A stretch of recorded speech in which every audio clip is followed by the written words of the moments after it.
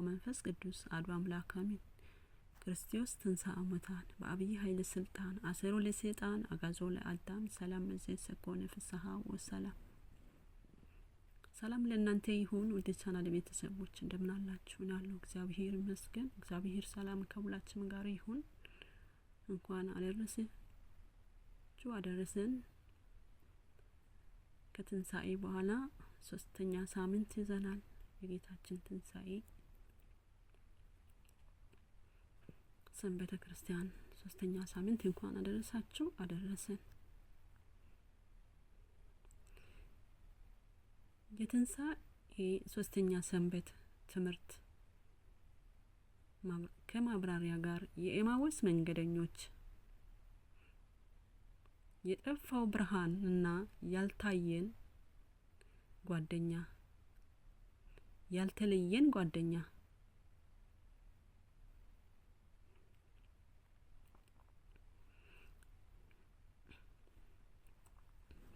የጠፋው ብርሃን እና ያልተለየን ጓደኛ የኤማውስ ጉዞ አንዳንድ ጊዜ ህይወት ልክ እንደ ኤማውስ መንገደኞች ትሆናለች። ከሰላም ከተማ ወጥተን ወደ ጭንቀት የምንወርድባት በልባችን የነበረው ተስፋ ደብዝዞ ይሆናል። ያልሆነው ነገር ሳይሆን ስቀር የምንጓዝባት የብቸኝነት መንገድ እነዚህ ሁለት ደቀ መዝሙራት እንደ እኛው ነበሩ። በትከሻቸው ላይ የሐዘን ቋጥሮ በልባቸው ውስጥ ደግሞ የከሸፈ ተስፋ ይዘው ፊታቸው እንደ በጋ ቅጠል ጠወልጎ ይጓዛሉ። የሚገርመው ግን እነርሱ ተስፋችን ተቋርጧል ብለው የሚያወሩበት በዛው ቅስፈት ተስፋቸው የሆነው ጌታ አጠገባቸው ነበር። እነርሱ አጥተነዋል ብለው ሲያለቅሱ እርሱ ግን በመካከላቸው ነበር። እነርሱ ብቸኛ ነን ብለው ሲያስቡ እርሱ ግን አብሯቸው ይራመድ ነበር። ታዲያ ለምን አላዩትም? ለምንስ አላወቁትም? ዛሬ አንተም በህይወት ጌታ የት አለ ብለህ የምትጠይቅባት የጸሎት መልስ የዘገየ የሚመስል ወይም በኃጢአትና በጥርጣሬ ጭጋግ ዓይንህን የታወረበት ወቅት ላይ ትሆን ይሆናል። ተስፋ አድርገን ነበር የሚለው የደቀ መዝሙራቱ ምሕረት የዛሬው ያንተ የልብ ስብራት ሊሆን ይችላል። ይህ ትምህርት ታሪክ ብቻ አይደለም፣ እያንዳንዳችን ህይወት የሚዳስስ መስተዋት ነው። በቆሰለ ልብ ውስጥ ጌታ እንዴት ዝም ብሎ እንደሚጓዝ፣ በጠፋው ብርሃን ፈንታ የማይጠፋውን የቃሉን እሳት እንዴት እንደሚያቀጣጥል፣ እኛም በመጨረሻ ዓይናቸው ተከፈተ ተብለው እንደተጻፈ ያንተም የጥርጣሬ መጋረጃ ተገፎ በቤት ማዕድ ላይ ጌታ የምታገኝበት ምስጢር ይገለጥልሃል። እና አብረን እንጓዝ። በመንገዱ ላይ ብቸኛ አይደለምን? የሚሰማ የሚያጽናና ታሪክን የሚቀይር እንግዳ አጠገብ አለ። ወደ ዋናው የትምህርት ክፍል የኤማውስ መንገደኞች የትምህርቱ ርዕስ እንጀራውን አንስቶ ባርኮ ቆርሶ ሰጣቸው፣ ዓይናቸውም ተከፈተ አወቁትም። ሉቃስ 24 ከቁጥር 30 የዕለቱ የወንጌል ክፍል ሉቃስ 24 ከቁጥር 13 እስከ 36 ክፍል 1 የጥርጣሬ መንገድ የዓይን መጓዝ ሉቃስ 24 ከ13 እስከ 16 እነሆ ከእነርሱ ሁለት በዛ ቀን ከኢየሩሳሌም 60 ምዕራፍ ያህል ወደሚርቅ ኤማውስ ወደሚባል መንደር ሄደው ነበሩ። ስለዚህም ስለሆነው ነገር ሁሉ እርስ በራሳቸው ይነጋገሩ ነበር። ሲመረምሩ ኢየሱስ ራሱ ቀርቦ ከእነርሱ ጋር ይሄድ ነበር። ነገር ግን አላወቁትም፣ ዓይናቸውም ተይዞ ነበር። ሊቃውንት ቤተክርስቲያን ይህን ክፍል ሲተረጉሙ ኤማውስ የሚለው ስም ትርጓሜ መነሻ ያደርጋሉ። ኤማውስ ማለት ሙቅ ምንጭ ማለት ሲሆኑ ይህ የዚህ ዓለም ምሳሌ ነው። የዚህ ዓለም ምኞትና ግርግር እንደ ሙቅ ምንጭ ለሆነ ለጊዜው ቢያሞቁም ፍጻሜው ግን ማቀዘቀዝ ነው። ደቀ መዛሙርቱ ከኢየሩሳሌም መውጣታቸው ትልቅ ምስጢር አለው። ኢየሩሳሌም የሰላም ከተማ፣ ምስጢርና የጸሎት ስፍራ ነች። ከኢየሩሳሌም ወደ ኤማውስ መውረድ ማለት ከፍ ካለ መንፈሳዊ ተጋድሎ ወደ ምድር ሀሳብ፣ ከእምነት ወደ ጥርጣሬ መውረድ ነው። 60 ምዕራፍ መራቃቸውም 6000 ዘመን በጨለማ የኖረ ነው የሰው ልጅ ሕይወት የሕጉን መጓደል ያመለክታል። ዓይናቸው ተይዞ ነበር መባሉ ስጋዊ ሕዋሳታቸው ጤነኞች ቢሆኑም በመንፈሳዊ እይታ ግን መጋረጃ ተጋርዶባቸው ነበር። አንድም ጌታ ገና የትንሣኤውን በምስጢር በረከትና በቃሉ ትርጉም ሊገልጥላቸው ስለወደደ ቀድመው አውቆ እንዳይደነገጡና ትምህርቱንም እንዲሰሙት መለኮታዊ ግርዶሽ ሆነባቸው። ጌታ በመካከላቸው መገኘቱ ደግሞ 2 ወይም 3 በስሜ በሚሰበሰቡበት እኔ በመካከላቸው እገኛለሁ የሚለው ቃል ለመፈጸም ነው። እነርሱ በሐዘን በጥርጣሬ ቢነጋገሩም እርሳቸው እርሱ ስለነበረ ጌታ በመካከላቸው ተገኘ። ለእኛም ያለው መልእክት አስተውሉ። እኛም በሕይወታችን የፈተና ንፋስ ስነፍስብንም ተስፋ የቆረጥን ስንመስልም መንገደኞች ሁሌ ከኢየሩሳሌም የቤተ ክርስቲያን ከሰላም የወጣን ይመስለናል። በዚያ ጊዜ ጌታ አብሮን የለን ብለን እናዝናለን። ነገር ግን ጌታ በኤማውስ መንገድ እንደነበረ ሁሉ ዛሬም በሐዘናችን በጭንቀታችን መሃል አብሮን ይጓዛል። ዓይናችንን የሚያዘው በኃጢአት ግርዶሽ በጥርጣሬ ጭጋግ ስለሆን እንጂ እነርሱማ ከኛ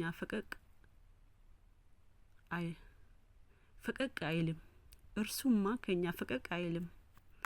ስለዚህ በጭንቀት ስንዋትት ጌታ ሆይ ዓይናችን ክፈት ብሎ መጸለይ እንደሚገባን ያስተምረናል። መዝሙረ ዳዊት 118 ከቁጥር 18 በሕግ ያለው ድንቅ እንድንይ ዓይናችን ከፈተ። ደቀ መዛሙርቱ ድንቅ ትንሣኤ ለማየት የዓይን መከፈት ያስፈልጋቸው ነበር። መዝሙረ ዳዊት 38 ከቁጥር 7 ከመንፈስ ወዴት እሄዳለሁ? ከፊትስ ወዴት ይሸሻለሁ? ጌታ በኤማውስ መንገድ ቢሆንም አብሮን መኖሩ ያረጋግጣል። ለምሳሌ አንድ ንስር በደመና ውስጥ የሚበርበት ጊዜ ፀሐይ ላያያት ይችላል። ፀሐይ መኖሯን የሚያውቀው በብርሃኗ እንጂ ዓይኑ ደመናውን ስንጥቆ ስላየ አይደለም። ደቀ መዛሙርቱ በሐዘን ደመና ተከበው የጽድቅ ፀሐይ የሆነው ክርስቶስን ማየት ባይችሉም እርሱ ግን በመካከላቸው ነበር። ልክ ደመና ሲገፈፍ ንስሩ ፀሐይ እንደሚያይ የእነርሱም የጥርጣሬ ደመና ሲገፍ ጌታን ያዩታል።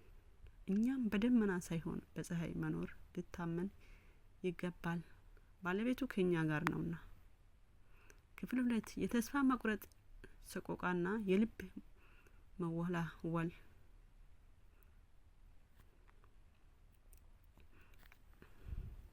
ጌታችን መድኃኒታችን ኢየሱስ ክርስቶስ በመንገድ ላይ ሲጓዝ አገኛቸው። እርሱ ሁሉን የሚያውቅ አምላክ ቢሆንም እየጠወለጋችሁ ስትሄዱ እርስ በራሳችሁ የምትነጋገሯቸው እነዚህ ነገሮች ምንድን ናቸው ብሎ ጠየቃቸው። ይህ ጥያቄ አለማወቅ ሳይሆን በውስጣቸው ያለው ቁስል አውጥቶ እንዲናገሩና በንግግራቸው መሃል መድኃኒት እንዲያገኙ የፈቀደ መለኮታዊ ጥበብ ነው። እየጠወለጋችሁ የሚለው ቃል የውስጡ ሐዘንና የተስፋ መቁረጥ ውጤት ይገልጣል። የቤተ ክርስቲያን መተርጎማን እንደሚሉት ልብ በእምነት ካልረካና በትንሣኤ ብርሃን ካልተቃኘ ስጋም ይዝላል፣ ፊትም ይጠወልጋል። ቀለዮጳ መልሶ አንተ በኢየሩሳሌም እንግዳ ሆነ ለብቻ ትኖራለን አለው። እነዚህ ላይ ታላቅ ምስጢር አለ። አንደኛ አንተኑ እንግዳ ለኢየሩሳሌም የሚለው ዓለሙን የፈጠረ ሕግ የሰራ መቅደሱን ያነጻ ጌታ በገዛ ከተማው በገዛ ሕዝቡ ዘንድ እንግዳ ተባለ። ወደ ወገኖቹ መጣ፣ ወገኖቹም አልተቀበሉትም ተብሎ እንደተጻፈ ዮሐንስ 1:11። ሁለተኛ ቀለዮጳ ጌታ ለብቻ ትኖራለን ማለቱ በኢየሩሳሌም የሆነው የክርስቶስ ስቅለት ሞት ያልሰማ ሰው የለም ለማለቱ ቢሆንም በምስጢር ግን ጌታ ሞት ድል አድርጎ የተነሳ ለብቻ በራሱ ስልጣን መሆኑን ያመለክታል። እኛ ግን እስራኤልን እንዲህ በዥ ያለው እርሱ እንደሆነ ተስፋ አድርገን ነበር ማለታቸው ደቀ መዛሙርቱ ስለ መሲሁ የነበራቸው እይታ ገና ምድራዊ እንደነበረ ያሳያል። ተስፋ አድርገን ነበር የሚለው ቃል አሁን ግን ተስፋችን ተቋርጧል የሚል የምሕረት ድምጽ አለበት። ዛሬ ሶስተኛው ቀን ነው ማለታቸው የጌታ የትንሣኤ የጌታችን የሶስተኛ ቀን ትንሣኤ ቃል ሲሰሙ እንደ ቃሉ ባለ መፈጸሙ በአምላካቸው ስላዩት በአካላቸውም ስላዩት መጠራጠራቸውን ያሳያል። ለኛም ያለው መልእክት ወደ ውድ ኦርቶዶክሳውያን ወገኖቼ ሆይ እናስተውል። ብዙ ጊዜ እኛም ተስፋ አድርገን ነበር ብለን የምናዝንባቸው ጊዜያት አሉ። ጸልየን ነበር ግን አልተመለሰልንም። አምነን ነበር ግን አልሆነም። ዘርተን ነበር ግን አልበቀልልንም። ትዳር ይዘን ነበር ግን አልተደሰተንበት። ነግደን ነበር ግን አላተረፍንም። ሮጠን ነበር ግን አልሸነፈንም ብለን ልባችን ይዘላል። ነገር ግን እግዚአብሔር የሚሰራው የኛ ተስፋ ሲያልቅ ነው። የኤማውስ መንገደኞች ተስፋችን ተቋርጧል ባሉበት ሰዓት ተስፋቸው የሆነው ክርስቶስ አጠገባቸው ቆሞ ነበር። ስለዚህ በህይወታችን ሁሉ ጨለማ ሲበዛብን ጌታችን ሲያበራልን እንደ ቀረበ እንወቅ እንጂ አንጠወልግ። እንመን እንጂ አትፍራ። እመን እንጂ አትፍራ። እንበረታ እንጂ አንዝል። ባለቤቱ የዓይናችን ግርዶሽ ይዞን ባናየውም አብሮን አለና ነው። ቃሉ እንደዚህ ይላል። መዝሙር ዳዊት 41:11 ነፍሴ ሆይ ለምን ታዝኛለሽ? ለምንስ ታውኪያለሽ? በእግዚአብሔር ታምኚ። ደቀ መዝሙር በኤማውስ መንገድ የጎደላቸው ይህ መታመን ነበር። ኢሳይያስ 53:3 የተናቀ ከሰውም የተለየ የህመም ሰው ደዌውን የሚያውቅ ነው። ጌታ በመከራውና በህመሙ እንግዳ ሆኖ መታየት ይገለጻል። ለምሳሌ አንድ ገበሬ ዘሩን መሬት ውስጥ ቀብሮ ዝናብ ሲጠብቅ ዘሩ የበሰበሰና የጠፋ ሊመስለው ይችላል። ነገር ግን ያ ዘር ከመሬት በታች ህይወቱን እየጀመረ ነው። ደቀ መዛሙርቱም ክርስቶስ በመቃብር ውስጥ ስለነበረ የጠፋ መስሏቸው፣ እነሱ ግን የሞትና የመቃብርን ስልጣን አፍርሶ ለዘላለም ህይወት ሊበቅል በዝግጅት ላይ ነበር። በሰበሰ ዘር ውስጥ ህይወት እንዳለ ሁሉ በሞተ ክርስቶስ ውስጥ ትንሣኤ አለ። እነሱ ግን አላስተዋሉም ነበር። ክርስቶስ የቃል ትርጓሜ የልብ መቃጠል ምስጢር መነሻ ቃል ሉቃስ 24:25-27 እርሱ እናንተ የማታስተውሉ የነቢያት የተናገሩትን ሁሉ ልባቸው ከማመን የዘገየ ክርስቶስ ይህን መከራ ይቀበል ዘንድና ወደ ክብር ይግባው ዘንድ ይገባ የለምን አሏቸው። ከሙሴና ከነቢያት ሁሉ ጀምሮ ስለ እርሱ በመጻሕፍት ሁሉ እየተጻፈውን ተረጎማቸው።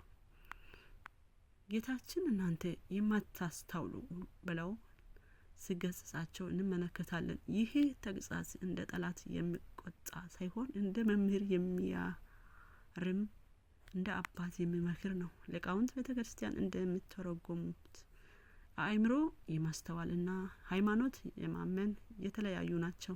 ደቀ መዝሙራቱ በዓይነ ሥጋ አይተዋል፣ በጆሮአቸው ሰምተዋል፣ ነገር ግን በልባቸው አላስተዋሉም።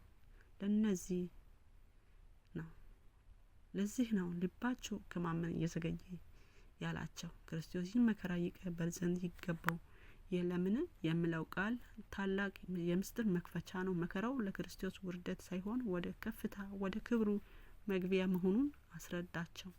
ከሙሴ ከነቢያት ጀምሮ መተረጎሙን ደግሞ አንደምታው እንዲህ ነው። በሙሴ በበግ ደም ግብጽን እንዳሸነፈ ዘጸአት እርሱ በእውነተኛ የበግ ደም ሞት እንደሚያሸንፍ በነቢያት እንደ ኢሳይያስ ስለ መተላለፋችን ቆሰለ ኢሳይያስ 53 የሚለውን እንደ ዳዊት ነፍሴ በሲኦል አትተዋትም መዝሙር 15 የሚለውን ምስክር እያነሳ ምስጢር ገለጠላቸው። እነዚያ ምስክሮች ሲተረጎምላቸው ልብ መቃጠልን አልነበረንም ይቃጠልብን አልነበረንም ተባባሉ። ይህ መቃጠል የፍቅር የብርሃን መቃጠል ነው። ቀድሞ በሐዘን ቀዝቅዞ የነበረ ልባችን በቃሉ ትርጓሜ እንደገና በሃይማኖት እሳት መፍላት ጀመረ። ጌታችን ቃሉ ሲተረጎምላቸው በመንገድ ላይ የነበረው ጨለማ ወደ ብርሃን ተለወጠ። ለኛ ያለው መልእክት ውድ ኦርቶዶክሳውያን ወንድሞቼ ሆይ ዛሬም በቤተ ክርስቲያን ጉባኤ ስንቀመጥና የመጻሕፍት ትርጉም ከሊቃውንት ስንሰማ ልባችን ሊቃጠል ሊመስጠን ይገባል። ቃሉ ሳይተረጎም ምስጢር አይታወቅም። ምስጢር ካልታወቀ ደግሞ እምነት ይላላል። በሕይወታችን መከራ ሲመጣባችሁ ክርስቶስ መከራ ተቀብሎ ወደ ክብር መግባቱ አስታውሱ። መከራ የእግዚአብሔር መራቅ ሳይሆን የክብር መጀመሪያ እንደሆነ በቃል ተረዱ። ያለ ኦሪትና ያለ ነቢያት ምስክርነት ወንጌል መረዳት እንደማይቻል ጌታችን በኤማሁስ መንገድ አስተምሮናል። ቃል እንደዚህ ይላል።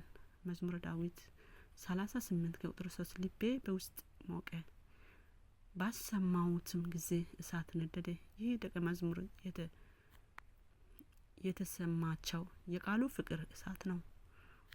አንደኛ ጴጥሮስ 1 ቁጥር 11 በእነርሱ ውስጥ የነበረው የክርስቶስ መንፈስ ስለ ክርስቶስ መከራ ከእነርሱ በኋላ ስለሚመጣው ክብር አስቀድሞ እየመሰከረ ጌታ ነቢያትን ምስክርነት ለምን እንዳነሳ ያረጋግጣል።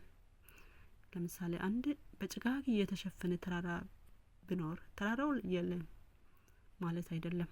ነገር ግን ጭጋጉ ስላለ አይታይም። ንፋስ መጥቶ ጭጋጉን ሲገፋው ተራራው በግርማው ይታያል። የደቀ መዝሙር ልብ በጥርጣሬ ጭጋግ ተሸፍኖ ነበር። ጌታ ግን በቃሉ ትርጉም እንደ ንፋስ ሆኖ ጥርጣሬያቸውን ገፈው ያ ጊዜ የትንሣኤው ተራራ በክርስቶስ በልባቸው ታየ። እኛም የቃሉ ንፋስ ሳናገኝ የክብር ጭጋግ ማየት አንችልምና ለቃል እግዚአብሔር ጊዜ እንሰጥ፣ በማስተዋል ይህን ቃል እናዳምጥ። ክፍል 4 የተባረከው ማዕድና የተገለጠው ምስጢር ሉቃስ 24 ከቁጥር 28 እስከ 32 ወደሚሄዱበትን መንደር ቀርቦ እርሱ ሩቅ የሚሄድ መስሏቸው እነርሱ ከኛ ጋር እደር ማታ ቀርቧልና ቀኑ ሊመሽ ጀምሯልና ብለው ግድ አሉት። ከእነርሱም ጋር ሊያድር ገባ። ከእነርሱም ጋር በማዕድ ተቀምጠው ሳለ እንጀራውን አንስቶ ባርኮ ቆርሶም ሰጣቸው። ዓይናቸውም ተከፈተ፣ አወቁትም፣ እርሱም ከእነርሱ ተሰወረ። እርስ በራሳቸው በመንገድ ሲነጋገሩ መጽሐፍትን ስከፍትልን ልባችን ይቃጠልብን አልነበረንም ተባባሉ። ማብራሪያ ሩቅ የሚሄድ መስሏቸው የምለው ቃል ታላቅ የምስጢር ትርጉም አለው። ጌታችን ራቄ ብሎ መሄድ የፈለገ ደቀ መዝሙር በራሳቸው ፍቃድና ፍላጎት እንዳጋበዙት እንጂ በግድ እንዲቀበሉት ስላልፈለገ ነው። ሊቃውንት በቤተ ክርስቲያን እንደሚተረጉሙ ጌታችን ወደ ልባቸው የሚገባው አንኳኩቶ እንጂ ሰብሮ አይደለም። ከኛ ጋር እደር ማለታችን ለቃሉ ካላቸው ፍቅር የተነሳ መምህራቸው እንዲለያቸው ስላልፈልጉ ነው። ግድ አሉት መባሉ ግን በኃይል ሳይሆን በልመና በጸሎት መሆኑን ያስገነዝባል። እንጀራው አንስቶ ባርኮ ቆርሶ ሰጣቸው የሚለው ቃል የምስጢር ቁርባን ምሳሌ ነው። ቅዱስ ስጋው ስንመገብ ያልተገለጠልን ምስጢር ያልታየን ድንቅ ስራ ይታያል። እነዚህ ላይ ልብ እንበል።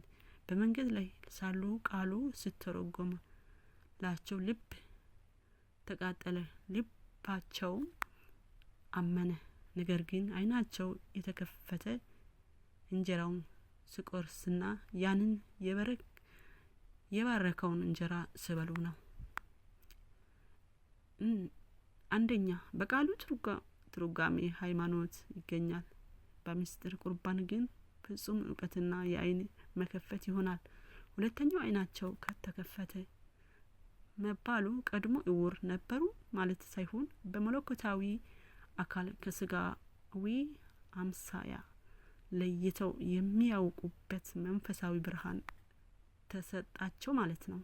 ተሰወረባቸው መባሉ ደግሞ ሌላ ምስጢር አለው። ጌታ የተሰወረውን ስለ ጣለው ወይም ስላልፈለጋቸው አይደለም። ከእንግዲህ ወዲህ በአካል አብሮ ከመሄድ ይልቅ በእንጀራው በወይኑ በስጋውና በደሙ ውስጥ ሁልጊዜ ከኛ ጋር መሆኑን ለማስተማር ነው። አካል ቢሰውር ምስጢር ግን በእጃችን በቆረሰው እንጀራ ቀርቷል። ለኛ ያለው መልእክት ውድ ወገኖቼ ኦርቶዶክሳውያን ሆይ እናስተውል። ዛሬም በብዙዎቻችን መጽሐፍ ቅዱስ ስናነብ ወይም ስንሰማ ልባችን ሊነካ ይችላል። ነገር ግን ፍጹም የሆነው የክርስቶስ የምናውቀው ከእርሱ ጋር አንድ የምንሆንበት በቅዱስ ቁርባኑ ነው። ከኛ ጋር እደር ብለን ካላመነውና ካልለመነውና ቤታችን ወይም ልባችን ካላስገባነው መንገደኛ ሆኖ ያልፋል። ክርስትና በመንገድ ላይ የሚያደርግ ወሬ ብቻ ሳይሆን ከጌታ ጋር መቅረብ፣ ቅዱስ ስጋው ክብሩ ደግሞ መቀበል ነው። አይናችን እንደበራና በህይወታችን ያለው ጨለማ ለማሸነፍ ሁልጊዜ ወደ ቅዱስ ቁርባኑ መቅረብ ይገባናል። ቃሉ እንደዚህ ይለናል። ዮሐንስ ወንጌል 6:53 እውነት እውነት እላችኋለሁ የሰው ልጅ ስጋ ካልበላችሁ ደሙን ካልጠጣችሁ በራሳችሁ ህይወት የላችሁም። ይህ ቃል በኤማሁስ መንገደኞች ላይ በተግባር ተገለጸ። ራእይ 3:20 እነሆ በደጃችሁ ቆሜ አንኳኳለሁ። ማንም ድምጼ ቢሰማ ደጁን ቢከፍትልኝ ወደ እርሱ እገባለሁ፣ ከእርሱ ጋር እራት እበላለሁ፣ እርሱ ከኔ ጋር ይበላል። ጌታ በኤማሁስ ቤት ያደረገው ይህን ነው። ለምሳሌ አንድ ሰው ስለ ማር ጣፋጭነት ቢነግረውና በመጽሐፍ በሚያነበው ማሩ ጣፋጭ መሆኑን በልቡ ያምናል፣ ልቡ ይቃጠላል። ነገር ግን የማሩን እውነተኛ ጣዕሙን የሚያውቀው ማሩን ቀምሶ በአንደበቱ ሲያጣጥመው ብቻ ነው። ደቀ መዛሙርቱ ስለ ክርስቶስ ትንሣኤ በቃሉ ሲሰሙ አምነዋል። እውነተኛው ጣዕሙ መለኮቱ ግን ያወቁት እንጀራውን በቆረሰላቸው ጊዜ ነው። እኛም በቃሉ አምነን በቁርባን ልንቀምሰው ይገባል። ክፍል 5 የሐሰት ምስክርና የሰላም ጉባኤ ሉቃስ 24:33-46 በዚህ ሰዓት ተነስተው ወደ ኢየሩሳሌም ተመለሱ። 11ዱና ከነርሱ ጋር የነበሩትም ጌታ በእውነት ተነስቷል፣ ለስምዖን ታይቷል እያሉ በአንድነት ተሰብስበው አገኛቸው። እነርሱ በመንገድ የሆነው እንጀራው በቆረሱ ጊዜ እንዴት እንደታወቃቸው ትኩረት ተረኩላቸው። ይህን ሲነጋገሩ ኢየሱስ ራሱ በመካከላቸው ቆመ። ሰላም ለእናንተ ይሁን አላቸው። ማብራሪያ በዚህ ሰዓት ተነስቶ ተመለሰ የሚለውን ቃል ድንቅ ምስጢር አለው። ማታ ነው፣ ቀኑ መሽቷል፣ መንገዱም አድካሚ ነው። ነገር ግን ክርስቶስ ያገኘች ነፍስ ለስጋ ድካምና ለሌሊት ጨለማ አትገዛም። ከኤማውስ ከዓለማዊ ግርግር ተነስተው ወደ ኢየሩሳሌም ወደ ቤተ ክርስቲያን አንድነት ተመለሱ። ሊቃውንት ቤተ ክርስቲያን እንደሚተረጉሙት እውነተኛ ትንሣኤ የተረዳ ሰው ብቻው ደስ አይለው፣ ወደ ጉባኤ ተመልሰው ወንድሞችን ማጽናት ይፈልጋል። ጌታችን በመካከላቸው ቆሞ ሰላም ለእናንተ ይሁን ማለቱ ትንሣኤ ያመጣው ትልቁ ፍሬ ሰላም መሆኑን ለማሳየት ነው። ቀድሞ በፍርሃት ተዘግተው የነበረ ደጅ በትንሣኤው ኃይል ተከፈተ። ስጋው አጥንት እንደሌለው ዳሰው እንዲያዩ ማድረግ ዳግም ትንሣኤ በመንፈስ ብቻ ሳይሆን ያ መከራ የተቀበለው ስጋ በክብር ተነስቶ በመለኮት መዋሄዱን አካሉም ትንሣኤ መሆኑን ለማረጋገጥ ነው። አእምሯቸው ከፈተላቸው መባሉ ያለ ባለቤቱ ረዳትነት መጽሐፍ መርዳት እንደማይቻል ያሳያል። ጌታችን ቃሉ ከሰጣቸው በኋላ ያንን ቃል የሚረዱበት ብርሃን ደግሞ በውስጣቸው አበራቸው። ለኛም ያለን መልእክት ውድ ወገኖቼ ሆይ ዛሬም በህይወታችን ጌታችንን ካገኛችሁ ምስጢር ከተገለጠላችሁ ወደ ኋላችሁ አትመለሱ። ወደ ኢየሩሳሌም ወደ ቅድስት ቤተ ክርስቲያን አንድነት ተመለሱ። ያያችሁትንና የቀመሳችሁትን ለሌሎች ምስክሩ። ጌታ ዛሬም በመካከላችሁ ቆሞ ሰላም ለእናንተ ይሁን ይለናል። ይህ ሰላም ከዓለም የምናገኘው ሳይሆን ሞት ድል አድርጎ ከተነሳው ክርስቶስ የሚሰጥ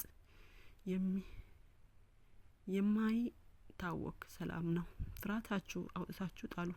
ጌታ በአካል ስጋ ተነስቷል፣ እኛም በትንሣኤ ሕያው ሆነናል።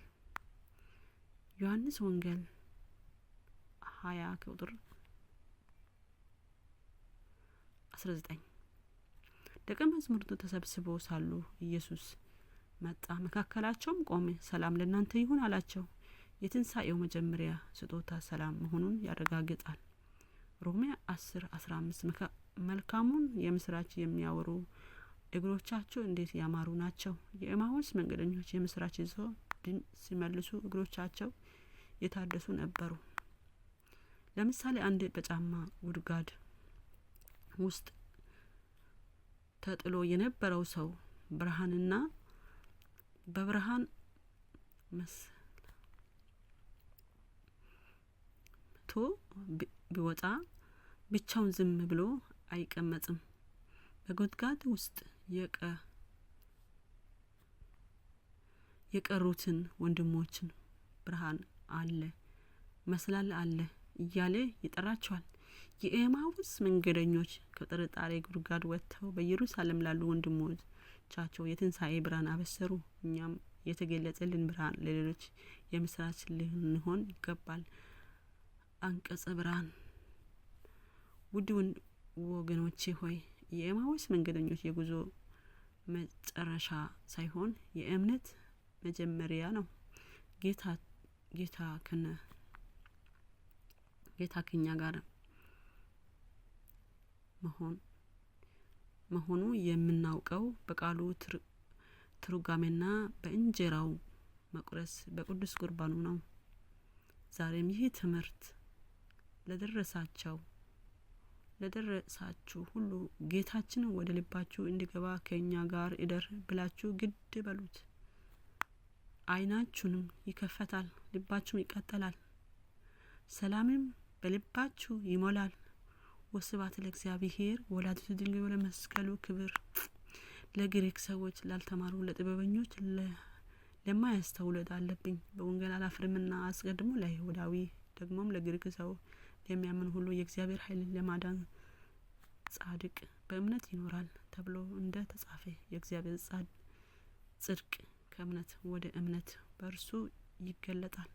ሮሜ 1:14 እግዚአብሔር ሆይ የሚሳን ነገር የለምና የራቀና ቅርቤ የረቀቀውን አጉልተ እየሰማ ነው ካለነው መርዶና ሰቀቀን እረፍተ ስጋ እረፍተ ነፍስ አታንሳ። ጸልዩ በእንተ ሰላም፣ ስለ ሰላም እንጸልይ፣ ስለ ሀገራችን እንጸልይ፣ ስለ ቅድስት ቤተ ክርስቲያናችን እንጸልይ፣ በጭንቅ በመከራ ስላሉት እንጸልይ፣ በረሃብ በስደት ስላሉ እንጸልይ፣ በጽኑ ህመም ተይዞ ስለሚሰቃዩ እንጸልይ፣ ስለ ሃይማኖት መሪዎች አባቶቻችን እንጸልይ፣ ስለ ሀገር መሪ እንጸልይ። የሰላም የምህረት የቸርነት ባለቤት እግዚአብሔር ሰላም ምሕረት ቸርነት አንሳን። አሜን